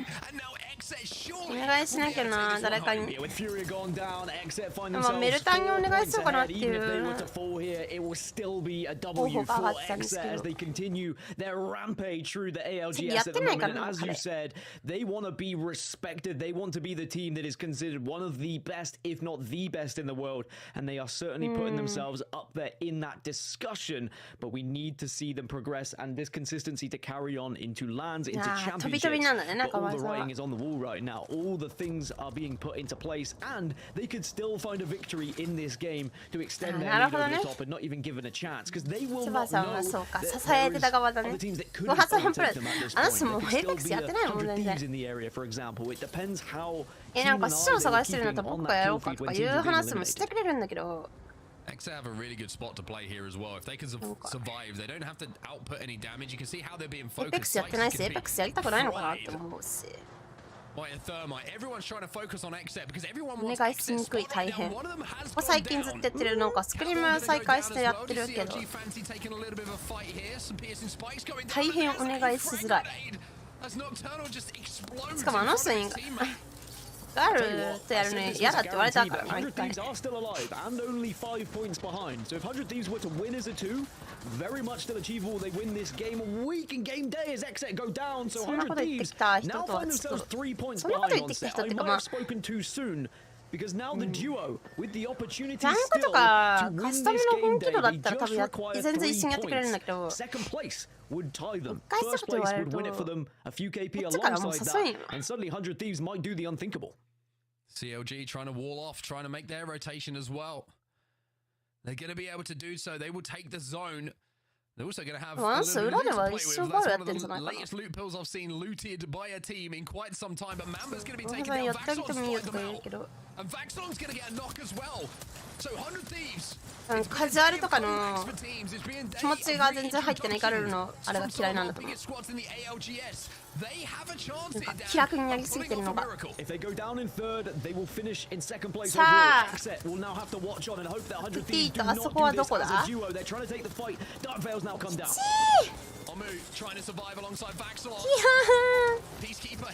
怖いよ。見えないもんな、これやばいな。あー、バックルだー。おー、最後どこだった？エターチン。COD の経験なくてエペックスやってるからし、彼ら何のゲーム歴もなくエペックスやってるから、何が正解か全然わからん。あと環境すぎてバカバカついてからさ、あーね。あれらバット使ってる身だから何も言えないけど。And they will win this match day, Glitter, and that is not what you'd expect from a duo, but it just shows that if you have the right players in the right place and you have the right strategy, you can still get it done. Well, this is also what we were talking about when we had looked at the points heading into the final match of the day, because it was just that close. There wasn't a massive gap that we were kind of calling who was going to get first place. We knew one pop-off performance for anybody in like and then now, like you said, coming through, closing it out as a duo. COD やっててタイム強くなる。そうね、だって COD 一発とかで死んじゃうようなゲームだから、多分サイブスの使い方とか顔出すタイミングとか上手くなるんちゃうかな。